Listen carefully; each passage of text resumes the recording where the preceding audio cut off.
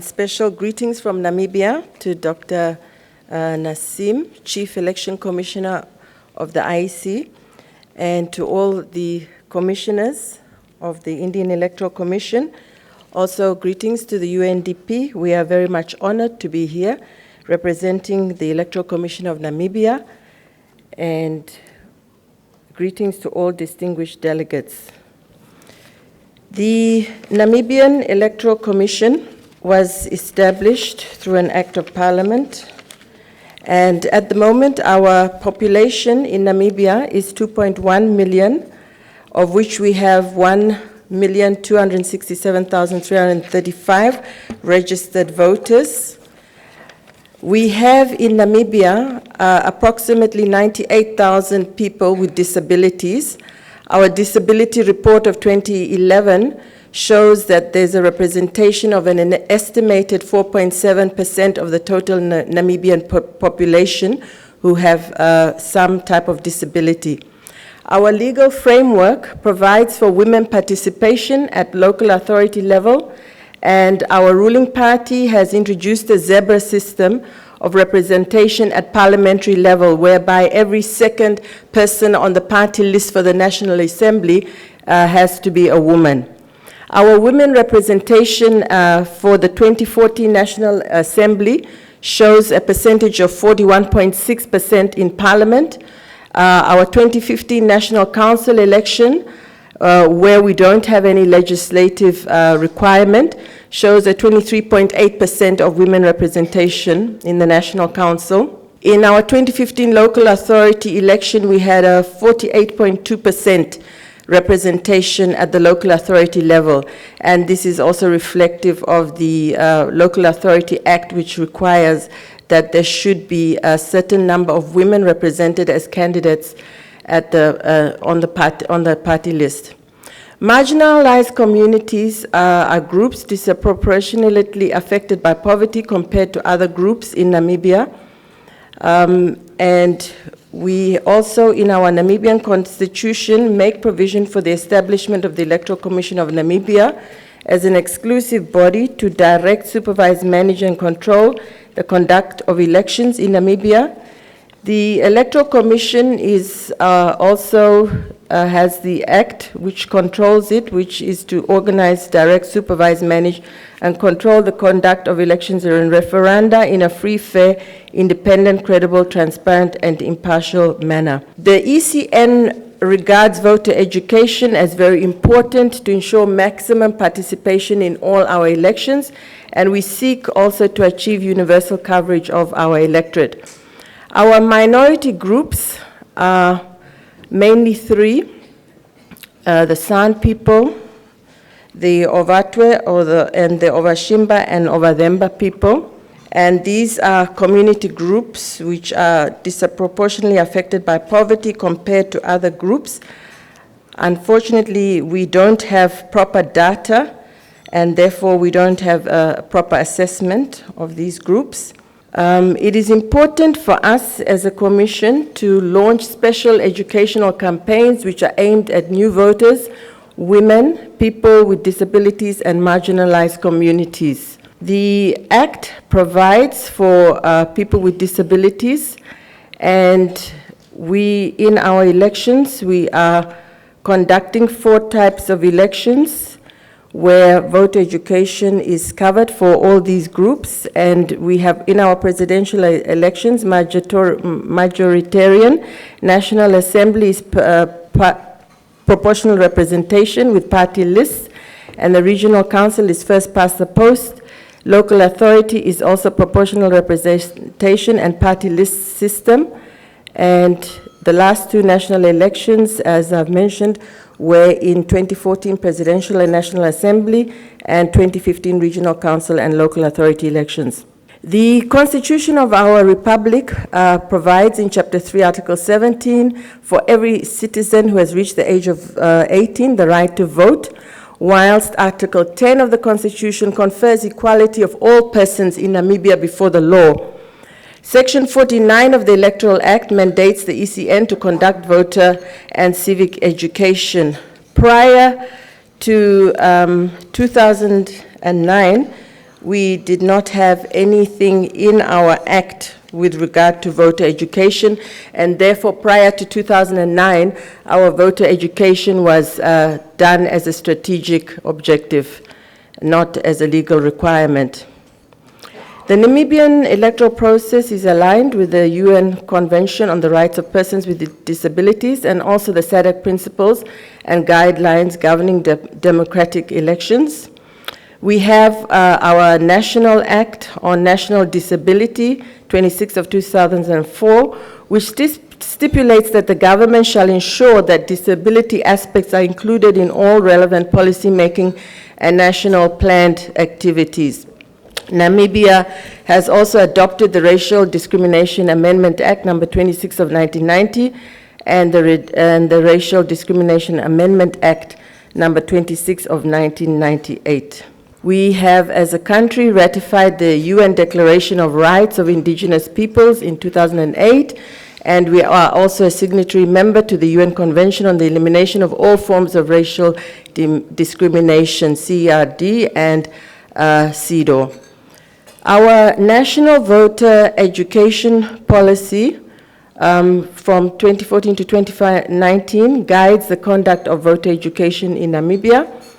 Our government also formulates policies and legislation which address the needs of people with disabilities and marginalized communities. The Electoral Commission of Namibia conducts voter educations through a number of modes, and these are face-to-face public meetings with communities.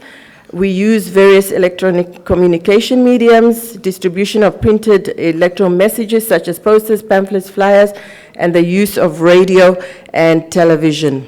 We have a number of projects involving people with disabilities, the youth and other marginalized communities, and we ensure full participation of these groups through our mainstreaming project, which has undertaken a number of initiatives.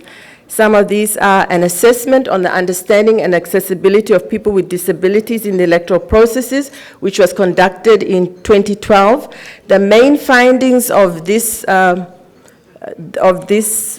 project was that 60% of PWDs in Namibia cannot fully participate in elections unless they are assisted, and certain infrastructure provisions are made to meet their specific needs. It is noted that in our Act, the 2014 Act, that the legislation does make provision for deaf people and also blind people to be assisted by a person of their choice during the time of voting, and to also have any voting procedure explained to them during that time, and also to have those procedures posted in the polling station. That is in the Bill of Rights in our Act.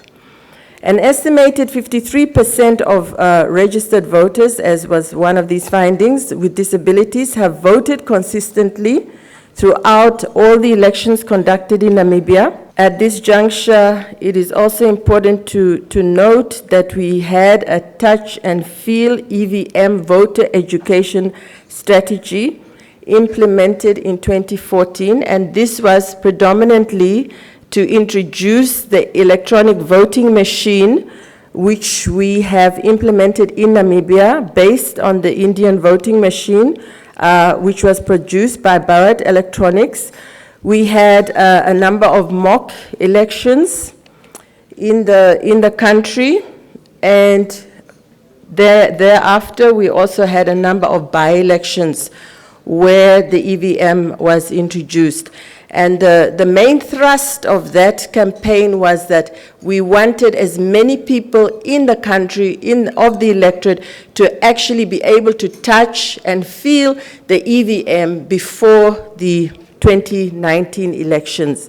This was a very successful voter education campaign, and we were able to cover 96% of the voters in our electorate. Another campaign called Stop Waiting campaign, with special focus groups being youth, women, PWDs, and marginalized communities.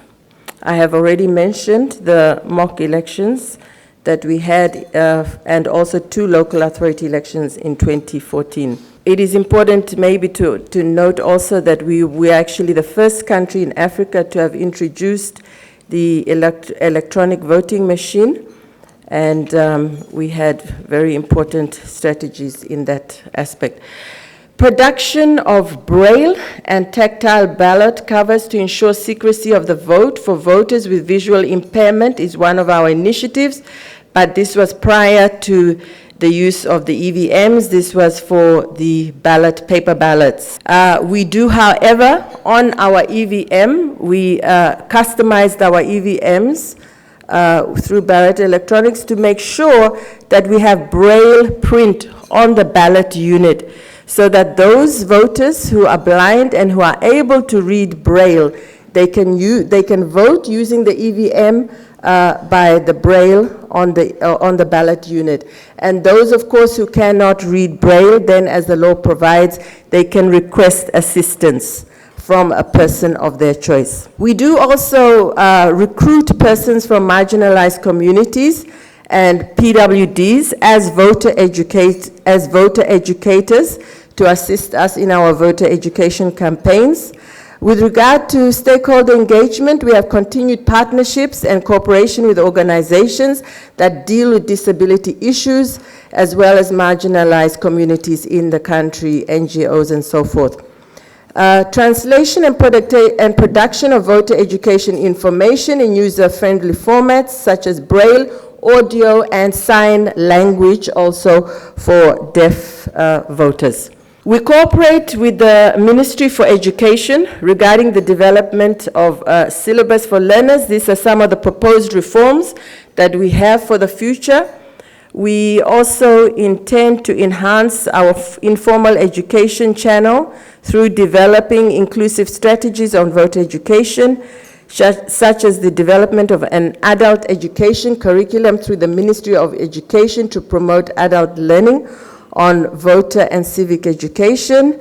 We also intend to introduce product packaging and service delivery for PWDs, and we intend to have a national dialogue with other institutions that are providing services to these communities in order to adopt best practices in service delivery mechanisms.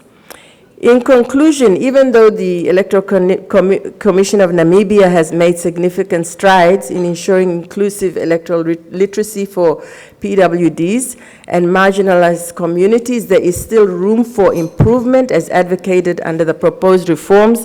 And of course, as we have seen here, there are EMBs that are doing a lot in this area, and we can only learn from other EMBs. We are recommending that there is a need for an overall assessment on the effectiveness of the ECN voter and civic education campaign, with emphasis on inclusivity for special focus groups, to learn from other EMBs on best practices for inclusive voter and civic education, to review our national voter education policy, placing more emphasis on mainstreaming activities, and to collect data on the number of PWDs and marginalized communities for planning purposes. Thank you very much for your attention.